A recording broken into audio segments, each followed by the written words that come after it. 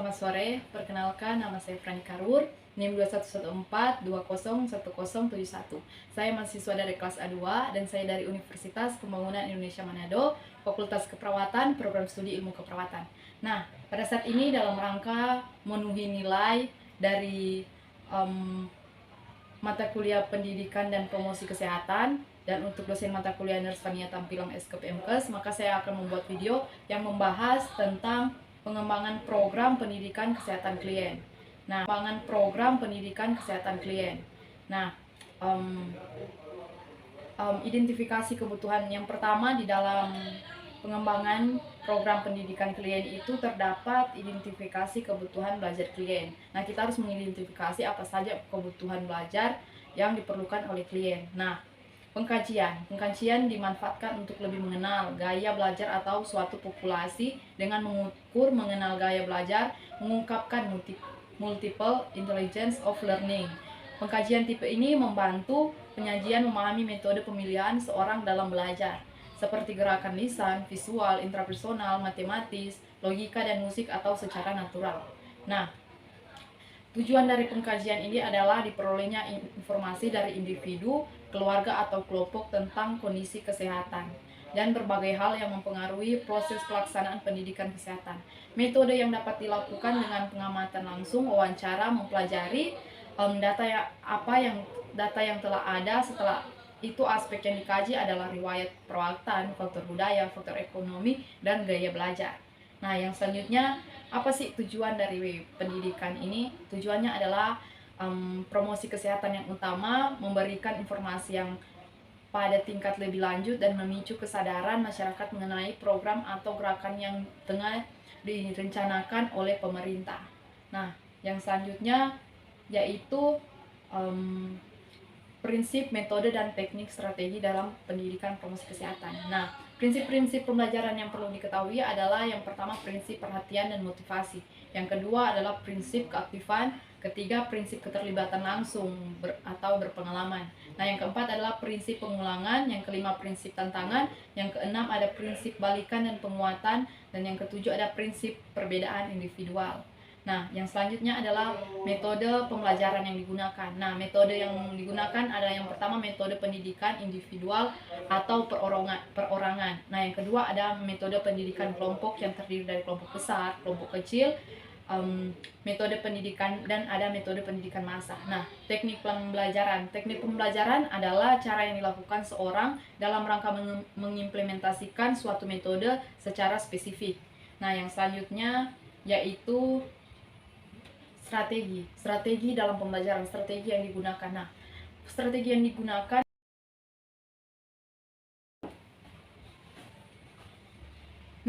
menurut Komalasari menjelaskan bahwa strategi pembelajaran adalah suatu kegiatan pembelajaran yang dikerjakan guru dan siswa agar tujuan pembelajaran dapat dicapai secara efektif dan efisien. Nah, sedangkan menurut Dimyati dan Sugiono mengemukakan bahwa strategi dalam pembelajaran adalah kegiatan guru untuk memikirkan dan mengupayakan terjadinya konsistensi antara aspek-aspek dari komponen pembentukan sistem pembelajaran.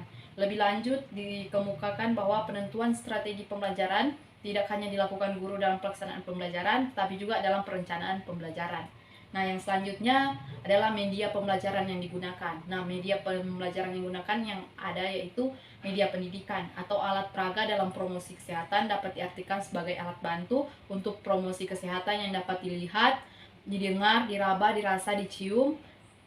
Kegunaan dicium untuk memperlancar komunikasi penyebaran luas informasi. Nah, kegunaan biasanya alat peraga digunakan secara kombinasi, misalnya menggunakan papan tulis, foto, dan sebagainya.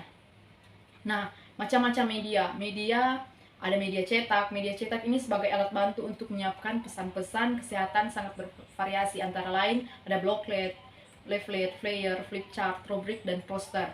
Nah, yang selanjutnya yaitu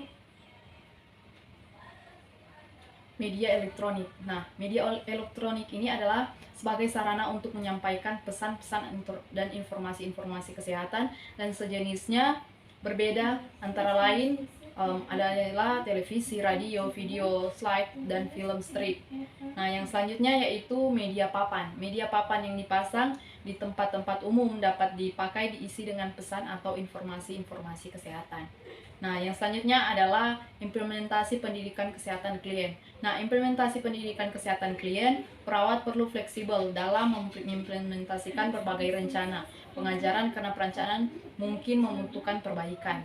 Nah, mengimplementasikan rencana mengajar memerlukan keterampilan personal, seperti teknik komunikasi. Perawat dapat memfasilitasi proses belajar klien melalui pendekatan yang ramah dan hangat. Nah, penampilan sikap perawat memiliki efek yang besar dibandingkan dengan faktor yang lain. Nah, selanjutnya yaitu evaluasi pendidikan klien. Nah, di dalam evaluasi pendidikan klien ini, pendidikan kesehatan merupakan belajar yang harus dialami oleh individu, keluarga, kelompok, atau masyarakat yang menjadi sarana dengan tujuan akhir perubahan perilaku. Membagi perilaku ke dalam 3 dominan kognitif, dominan sikap, dan dominan psikomotor. Kognitif adalah merupakan hasil tahu dan penyadaran seorang terhadap suatu objek. Dominan sikap adalah reaksi atau respon tertutup dari seseorang terhadap suatu stimulus. Sedangkan dominan atau domain psikomotor adalah respon yang terlihat secara langsung oleh orang lain atau biasa disebut dengan praktik. Nah, yang selanjutnya adalah evaluasi belajar klien. Kita harus mengevaluasi tentang belajar klien. Tahapan asuhan keperawatan yang terakhir ini untuk mengukur keberhasilan intervensi yang dilakukan serta menilai apakah dibutuhkan intervensi lain. Evaluasi dapat sesuai dengan macam-macam klien, yaitu bisa evaluasi individu, evaluasi komunitas, ataupun evaluasi keluarga. Nah, jenis evaluasi yang pertama itu adalah evaluasi struktur. Evaluasi struktur ini difokuskan pada kelengkapan tata cara atau keadaan sekeliling tempat pelayanan keperawatan, diberikan aspek lingkungan secara langsung atau tidak langsung, mempengaruhi dalam pemberian pelayanan, persediaan perlengkapan, fasilitas fisik, ratio perawatan klien, dukungan administrasi, dan pemeliharaan pengembangan komprehensif staf keperawatan dalam area yang diinginkan. Nah, yang selanjutnya ada evaluasi proses. Evaluasi proses berfokus pada penampilan kerja perawat, apakah perawat dalam memberikan pelayanan kesehatan, keperawatan merasa cocok tanpa tekanan dan sesuai dengan wewenang. Nah, yang ketiga adalah evaluasi hasil. Nah, evaluasi hasil ini berfokus pada respon dan fungsi klien. Respon perilaku klien merupakan pengaruh dari intervensi keperawatan dan akan terlihat pada pencapaian, tujuan, dan kriteria hasil. Nah, yang selanjutnya adalah hasil evaluasi.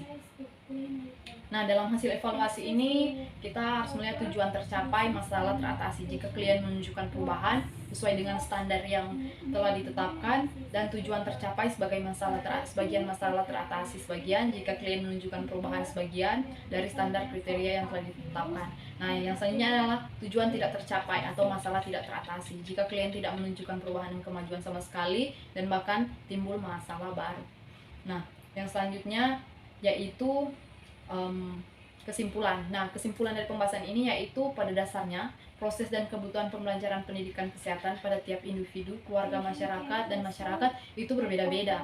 Nah, pendidikan kesehatan merupakan suatu bentuk tindakan mandiri keperawatan untuk membantu klien, baik individu, kelompok, maupun masyarakat dalam mengatasi masalah kesehatannya melalui kegiatan pembelajaran yang di dalamnya perawat sebagai pendidik. Adapun media pengajaran yang dapat digunakan ialah melalui teks, media audio, video visual, media proyeksi gerak, benda-benda tiruan atau miniatur, dan manusia, sehingga dapat mempermudah proses memenuhi pendidikan kesehatan pada tiap-tiap individu, keluarga, maupun masyarakat. Nah, sekian pembahasan saya. Kiranya video kali ini bisa bermanfaat dan saya mohon maaf bila ada kesalahan kata yang saya ucapkan.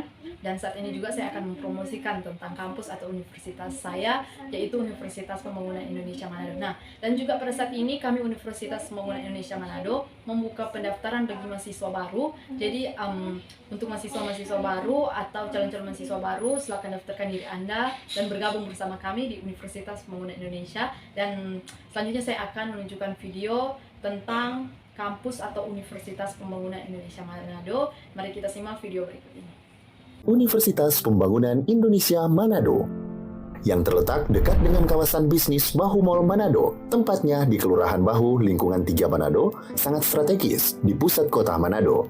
Dibangun di atas lahan seluas 2,5 hektar, Universitas Pembangunan Indonesia Manado berdiri megah dengan ruangan 7 lantai, terdiri dari ruangan kelas, ruangan kantor, perpustakaan, laboratorium komputer, laboratorium keperawatan, pengadilan semu, dan laboratorium bahasa, kantin, serta rooftop di lantai atas.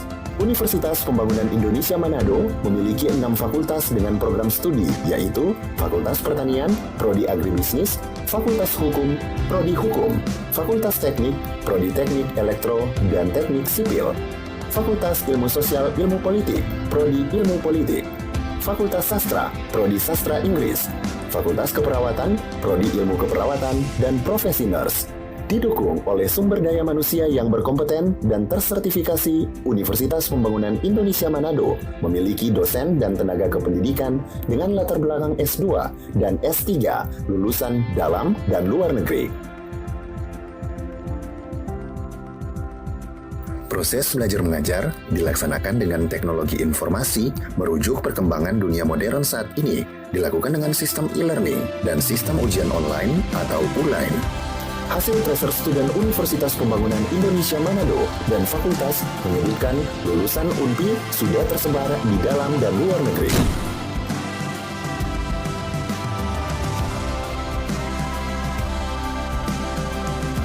Selamat bergabung putra-putri terbaik bangsa. Kembangkan dirimu, raih cita-citamu setinggi bintang di langit. Kami siap menghasilkan generasi terbaik dan pemimpin di masa depan.